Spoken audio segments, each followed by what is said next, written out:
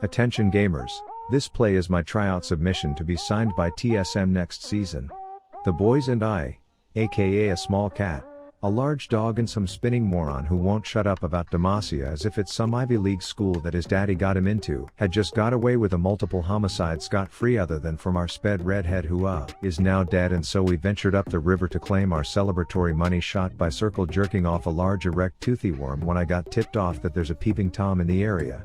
My friends started giving this monster his rusty trombone, but I was still sussed out, and seeing as I once bought a pooter and carried it around making people think I shat my pants, I was accustomed to knowing when I was being watched, and thus I was almost sure someone was in some bush rubbing a half chub out at the sight of this epic circle jerk, so I fired a scouting fist fizzler over the wall and bam.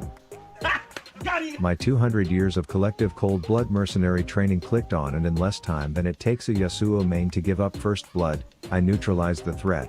And I know some mommy milk jugs chugging chump is probably horned up 3 sentences into a comment about how only incompetent hardstucks with the mechanical skill of an epileptic penguin being tasered would think this is a good play, but to me and my igloo crew this was absolutely. Now if that intro clip didn't tickle your pickle like a stepsister in whatever freaky fetish you are into, hopefully you'll still be interested to know that booger builds are back and better than ever in Season 11, because the Divine Thunderer makes you a tank spanking thunderer when you have been slurping the big boogies all game, paired with the fact that Riot is no longer discriminating against ranged champs when it comes to who is tall enough to ride the Titanic Hydra ride. You will now be rocking 3500 health on AD actually carries with large non-one-shottable weens on the damage meters. So in today's video I will show you how this works on the blonde beauty who needs not a map, and then on Gunright's Melania Trump as I provide you with the booger runes, the tank ADC build, and then a series of painfully average plays that I will deem montage worthy. Hell, I'll even throw a rap in as well. Ravi Rapper about to bring you some bliss, with a quick rady shady rap in the spirit of Christmas. A massive online multiplayer, the goal to become the greatest slayer. Yeah, you've seen the naysayers, the rash haters, but I'm here to tell you that raid is deep like an onion, just full of sweet hidden layers. Now my link below is something worth using, so you can try the game yourself and put an end to your confusion, and since the game is free, on mobile and PC, there is not one single thing you'll be losing, but oh so much to gain with rewards to claim. Join my clan, the Igloo crew, and real soon you will be cruising, cause the game is intoxicating, you feel like you're boozing, with things like hundreds of champs from which you'll be choosing. My favorite champ is the one who every guy knows. Valerie is her name, and she is worth bragging to your bros, obtained in the campaign by farming early game foes. Her buffs and shields only get stronger the longer the fight goes, and these graphics look great on a chick missing half her clothes. Then we have Little Miss Coldheart, the perfect champ for fighting most bosses, cause she's got abilities that rip high HP champs apart with ways to stop healing from the chaos she causes. And soon they'll release the brand new Doom Tower, the perfect test of your favorite half-naked champ's power. With hundreds of floors, a dozen bosses and challenges, this new update will have you battling for hours, plus 14 fresh new champs waiting for us to call ours. So use my link as the final cherry on top, to get more free stuff than a Merry Christmas gift shop. You'll get XP energy gem shards and a dank free champ, but if that's not enough, listen to Mariah Carey's Last Drop. Raid Shadow Legends. Okay, so in an attempt to do a collab with Mariah Carey for a rap remix of Touch My Body, I would like to request that you shake your head in disapproval at the timestamp titlickers in the comments, and then slap the like button on this video to negate such scummy sabotage attempts, and let's get into the games. And now we should all count ourselves blessed to be in the presence of someone named Oh Daddy Touch PP, as I was just sure he would be a ball of surprises this game, along with a man whose clan was censored, but I'm smart enough to know that it probably stood for Passy. Now runes bottom of screen, and since I strive to give you more tips than a divorced middle-aged man at a strip club in these videos, a twinkle shit secret in Season 11 is to engage in some little harmless early game foreplay to get that tier stacking. As you can see, I already have 12 of my 360 stacks, and by the property of math that's like almost 4% of the way to your first big power spike, when all other members of your team did in that time was have a small seizure in front of a mountain. And it should come at no surprise that this Nasus jungler Mr. Oh Daddy Touch PP's only contribution in the early game was being very punctual in pinging his 69 stacks. Anyways, I had a Yuumi support, which means 1v2 for me early, and seeing as they had a Leona, it was more like 1v200 years plus 300 forms of CC, so I just played more passive than a kid with a micro penis at a BBC convention until I received word that my dizzy dancer of a mid lane would be visiting. so I prepared for her arrival by throwing out all my skill shots, and then a few strobe lights scared the literal ult out of that fake-titted bimbo as I nana nuked her to score my first kill before politely declining to stick around to find out whatever the sky was shitting into that bush. And at this point I was thinking this would be an easy game considering Miss Fortune clearly forgot the password to her brain tonight, but as I went to escort my kitty to drop a camera in the shrubs, I was reminded that 1, this was season 11, 2, I was an ADC, and 3, that ass clown was still camping me, aka what a time to be alive, except I was actually freaking dead. And while 4 of them proudly escorted a 30-foot walking crab all the way down bot lane like it was a damn St. Patty's Day parade, my jungler had prioritized his schedule around petting the neighbor's chickens. So I deemed bot lane a lost cause and ventured elsewhere, because I've always been told that you shouldn't dress like the job you have but rather the one you want, and their top laner was dressed like some hoe in a school teacher porno ready to get screwed, and you can't knock me for being a hopeful opportunist, but turns out the government was spying on me in the bushes, so I had to bail.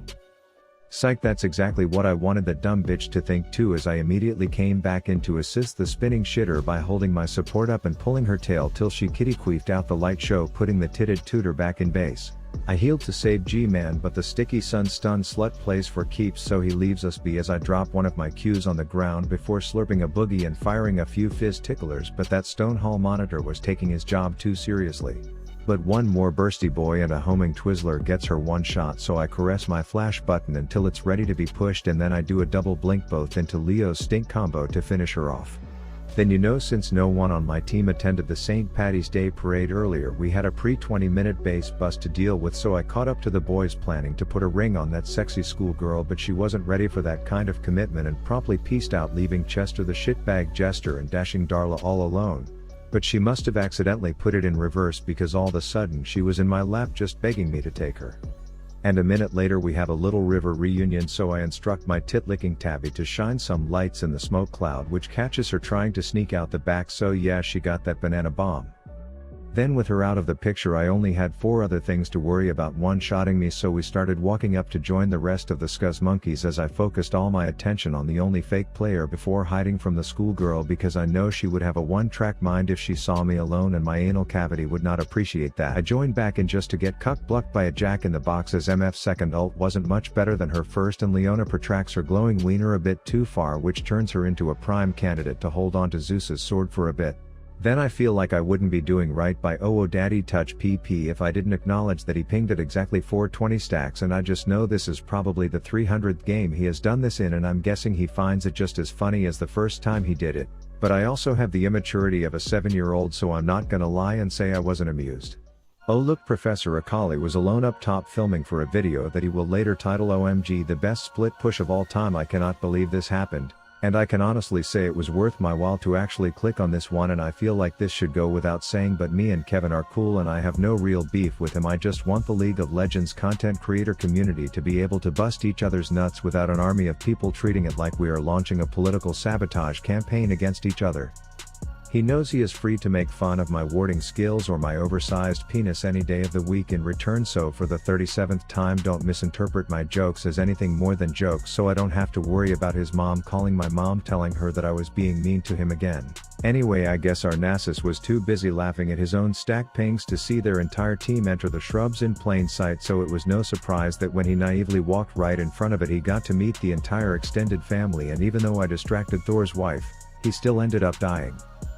This opened up the door for powdered sugar Akali to lend me her car keys and then come violently demanding them back, causing me to blink more than a time lapse of an eyeball until she needed to hit the pause button for a sec before almost pulling a quick one on us, but I still had my float moan and launch a piss light bone ability, which took her down and turned the rest of the fight into a certified right-click shit fest until the rest of the red bars were gone as well. And this set up the play that I brought up in the intro, so we will just zoom through my magnificence this time to avoid making you think I am too obsessed with the smell of my own farts, even though everyone loves the stench of their own brand. But anyways, this lined us up for a Baron and an Elder, and I achieved my full build, but at that point me being a tank ADC wasn't the headline anymore, as Season 11 Katarina late game can just mash her head against her keyboard, waste her ult on nothing and still clean up teams single-handedly. And this allowed us to Zamboni into their base, steamrolling any meager mouth breathers in our way one at a time, spawning the giant dragon pukes until we eventually won the game with a trolling Nasus jungler who had just got home from his day at school in 4th grade that day, and I showed that sacrificing damage in your build as an ADC can actually help you do more, and then I immediately hopped into a second to test this build on the First Lady herself. And aside from me cancelling every other auto attack, there was nothing notable about the early game, so fast forward to the first action that went down in the river when I joined Igloo Crew Master Yi and slapping around this molding gargoyle, and since I'm not keen on oversized cats hopping out of bushes at me, I flashed to safety to spectate the kill in peace. Then we have the blonde boy and his fat fuck salmon chef low in health, and I could just tell by the way my support snorted a hit of her pixie shit that she had some bad intentions as she went in only to be outplayed by an appetite. So I contributed to the drool and grunt performance, which lured the E-boy out of his safe space long enough for me to land a point and click Q for the kill in what was just short of an LCS quality execution tower dive. But I used my paycheck at the shops and then made a pit stop river to help euthanize the buff kitty one more time before ganking my own lane and making up for my previous play with a dank-ass prediction of the zombie hands, and since this was the first time I did such a thing, I just had to ruin it by chasing to get the kill for the highlight reel even if it meant dying, but luckily only my midget pixie tits of a support died and I totally got away without a scratch.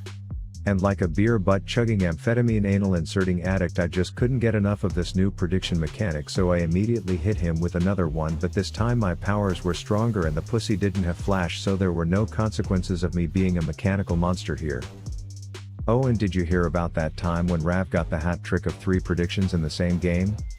Yeah, neither did I, but this moron was so weak from constantly overextending like a pair of double-jointed elbows as if it is a strategy that I could just chase and right-click till he was comfortably back in base. Then to be completely honest, I didn't want to waste your time like 99% of the other content on this platform by pretending like most of the team fights consisted of anything other than me cancelling my autos like a moron and then complaining about only getting assists instead of kills, so the one remaining decent play was when I summoned an ass-blasting world record-sized wind tunnel to tickle the tits off that twinkle shit yet again, followed by a team-building exercise where we caught the fattest catfish I have ever seen. Then I got in a uselessness contest with their team's ADC as we both agreed on a truce in the form of an inability to land anything on the other person until his own banging XGF came in and put an end to the pathetic party we had going on. And so yeah, you probably guessed we got Elder Dragon next, but then you would be wrong because our Yi smited it when it still had 7200 health, but luckily their heist wasn't quite as calculated as the Italian job as it failed in the escape route portion of the plan, allowing us to hit a thick partial ace and take over their territory. So I didn't reach my final build in this one, but still rocked a pretty meaty green ween for an ADC as we took home the W for the boys. Overall, I would say with the buffs to tier items and Divine Sunderer being so good against all enemies, it's worth exploring this exact build on a variety of different ADCs. Let me know what other champs you want me to try this on and I will do my best to get a good enough game to show you and pretend like it's hyper OP. Huge shout out to all my new members and all of the crazy support I have been getting on my YouTube streams recently, and you can never ever forget the sugar mamas and daddies over on Patreon giving me some stability and income while making this risque content. Pet your dog, jerk your ween, give tank ADCs a try and brush your teeth tonight. Rav out.